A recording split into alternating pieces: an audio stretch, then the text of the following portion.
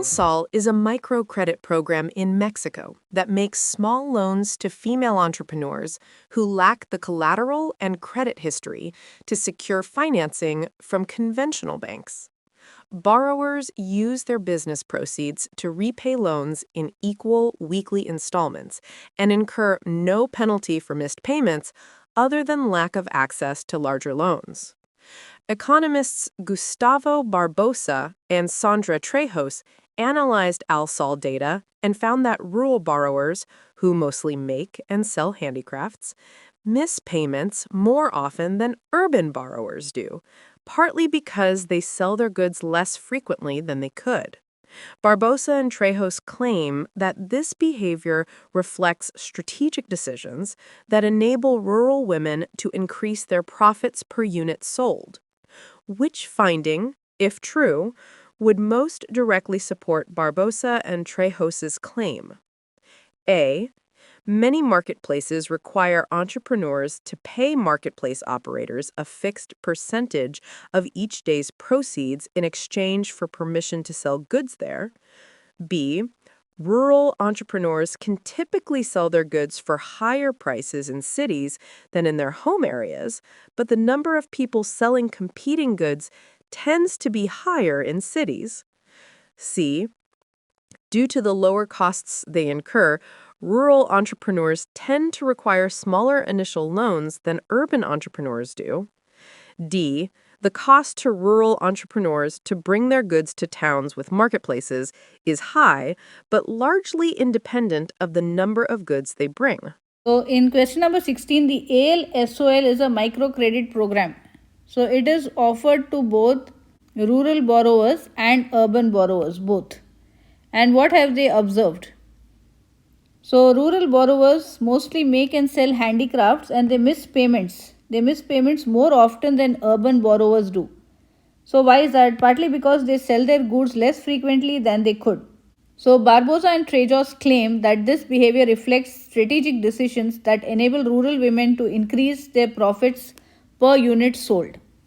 So which finding, if true, will most directly support Barboza and Trejos' claim out of these four choices?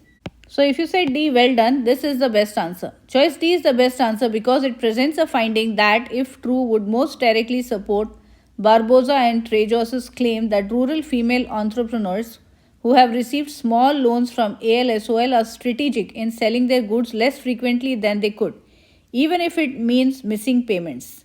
So they are okay with missing payments, but they want to have some strategy. The text explains that borrowers in the ALSOL program use proceeds from their businesses to repay loans in equal weekly payments with almost no penalty for missed payments. There's not much penalty except lack of access to larger loans. That's the only kind of penalty given. According to the text, Barboza and Trejos found that rural borrowers miss weekly payments in part because they don't sell their goods as often as they could. A move the researchers claim allows the entrepreneurs to help increase profits for the goods they sell. Finding that the cost of bringing goods to towns with marketplaces is high for rural entrepreneurs but is largely independent of how many goods are brought would support the researchers' claim. Traveling to marketplaces less frequently would mean that a rural entrepreneur spends less on travel overall. So they can make more in their rural area, and then at a time they can bring a lot of it to the city once and for all, and they can save money on the travel. And taking a large load of goods to the marketplace for essentially the same cost as taking a small load would allow the entrepreneur to more substantially offset the cost of travel with greater overall sales at the marketplace, resulting in more profit per good sold, even if those profits are earned less frequently and don't support weekly loan payments. They will go less frequently to the towns to save on travel costs, but then they can make up the money by selling. Miss payment, they can come back and pay it later. So choice D will support it. Choice A is incorrect because the finding that many marketplaces require entrepreneurs to pay the operators of the marketplace a fixed percentage of proceeds to be able to sell goods there wouldn't explain why rural entrepreneurs strategically choose to sell their goods less frequently than they could in order to increase their profits per unit sold. With a fixed percentage of proceeds due to operators, the amount entrepreneurs have to pay operators would also be fixed regardless of frequency of selling.